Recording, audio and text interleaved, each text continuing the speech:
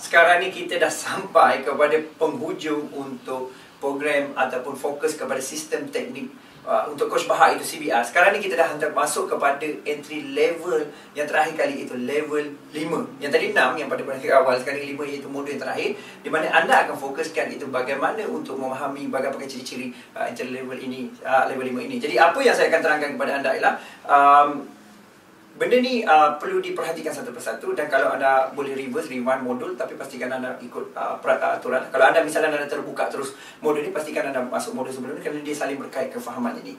So teruskan, dan saya tak nak apa tu anda tunggu-tunggu, dipersilakan teruskan sekarang. Kalau faham saya nak masuk kepada entry level 5. Entry level 5 ni re-entry saja. Okay.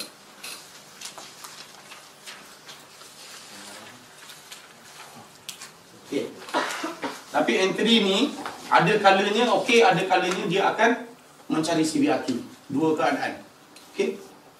Saya terangkan sikit. Okey. Bila ada momentum yang berterusan dan dia forming CBR key, kita buat entry dekat sini. Kita entry by kat sini. Bila ada kenaikan, dia perlu break high ni. Break saja high ni momentum sebelum breakout. Ini CBR dia menunggu balik. Faham tak? Dia tak datang dah ke CBR key kalau trend untuk naik. Tapi kita tahu kalau kita entry buy di sini ni, kita kena tengok. Kalau dia turun lagi, ini adalah pertahanan terakhir. Faham tak? Kalau floating kat sini, kita relax dulu. Sebab apa? Kita tahu ini adalah pengawal trend. Faham tak? Ya? Jangan kita floating kat sini, kita kerat. Turun sikit kita kerat. Sebab apa? Kita ada lagi satu ni yang sepatutnya dia akan reject kuat. Ya? Kecuali yang datang ni candle dah close bawah ni, nak tak nak kena kerat. Ya? Jangan tunggu lagi. Ya? Kita tengok satu ini dipanggil entry berapa ni? 4. Sini 4. Sini, bila dia pecah balik high ni, yang datang ni adalah 5. Okay? Yang datang ni adalah 5. Tapi ini jarang kita pakai. Saya biasa pakai cari yang 4 saja. Okay? Cari yang 4 saja. Sebab apa? Yang 5 ni kadang-kadang dia turun sampai tempat, baru dia naik balik. Okay? Okay? Kalau kita tengok dekat sini, kita dia punya forming. Nampak CBR key datang.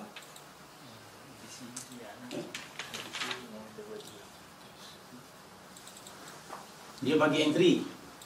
Ini function dia function CBR key ni bagi entry. Okey. Tiba-tiba candle close bawah. Okey. Berlakulah close bawah macam ni. Kita nak re-entry lah kalau boleh. Betul tak? Kan berlaku candle close bawah macam ini. So, position kita pada masa ni memang kita kena exit. Dia naik test balik, kita kena sell. Itu konsep dia. Dia retest kat bawah. Itu konsep dia. Kalau kata nak kita punya pertahanan kita kuat, kita tunggu dia datang test balik baru kita exit, reverse position. Ini function benda ni. Biasanya di mana bermulanya CBR key ni muncul, pangkal dia ni dia akan datang test balik bila dia pecah. Faham tak? Bila momentum berterusan ada, dia forming CBR key, dia pecahkan balik, dia akan cari balik kat mana starting dia. Saya ada masa lagi 5 minit. Boleh tanya apa yang rasa nak tanya, soalan yang terbuka kat hati. Kita nak masuk DPY sama. Konsep sama. Dia akan ekor juga. Konsep sama.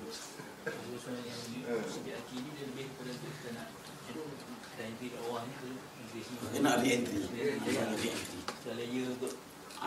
Re-entry. Sebab apa? Kita nak tunggu dia datang bawah, dia tak datang dah kalau ada benda tu. Dia tak datang dah. Kita berlaku 1, 2, 3. Berlaku entry 1, 2, 3. Dia akan muncul yang 4.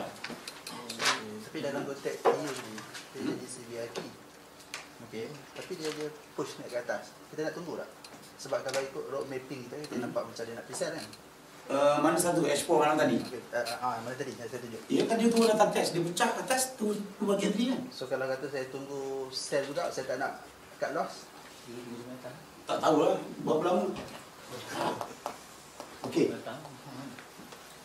Kalau ada yang kata dekat sini EU dia H4 dia forming CBR key. Yes. CBR key punya zone apabila candle band ni dah pecah, ABC dia tak jadi, dia naik balik ke atas. Okey. Di zone candle merah ni akan jadi CBR key kan. Sebab candle ni mewalikan CBR key. Sepatutnya candle next candle datang test ni kita buy. Cut loss kita di bawah ni. So kalau kita ada sell dekat sini, kita hold position, bukan tak boleh. Tapi kalau turun nanti kena exit dekat sini. Sebab apa? Dia yang duk kawal ni. Yang nak naik sampai ke sini ni, yang ini yang tahan dia. Ini yang tahan dia. Kalau ikut pattern memang boleh turun. Memang boleh turun, tapi berapa lama saya tak pasti. Kalau dia turun sikit, perlu cut lah. Cari plan lain. Kira mapping Kalau tim besar, mapping kita yang awal tu tak jadi lah. mapping awal macam mana? Tak, kalau kita, sebab awal tu dia jadi CB1, CB2 kat H4. Ini mapping jadi. Tapi dia sideway berapa lama sini, saya tak pasti. Okay. Sideway berapa lama? Kita Kalau sanggup bertunggu, tak ada masalah. Kita abaikan dulu lah. Ambil mapping baru kot. Kalau sanggup tunggu, tak ada masalah. Sebab kalau ikutkan study, dia akan datang balik. Dia akan datang balik bawah. Dia tak naik terus. Cuma kalau kita tengok, entry yang paling laku untuk sell adalah di sinilah. Entry ni paling laku. Sebab apa? Inilah CBR yang membreakoutkan low sebelum. Faham tak? Yang ini akan jadi entry level 5 kalau kita panggil. Re-entry point. Di time frame H4 lah. Tapi kalau di daily, sinilah tempat dia yang laku.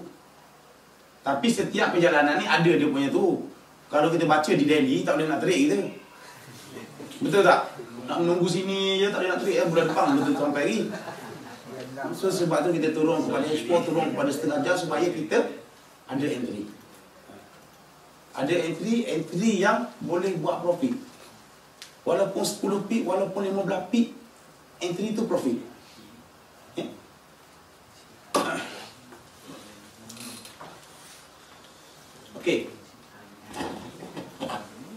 Okay, so saya rasa untuk CBR saya close dulu tengah hari ni. Petang ni dalam pukul 2 kan kita akan start dengan Fibo. So entry kita dah faham kat mana kita nak entry. Kan Fibo kan kita cari kat mana nak TP. Dan di level-level Fibo tu kita cari untuk counter trend balik. Okay.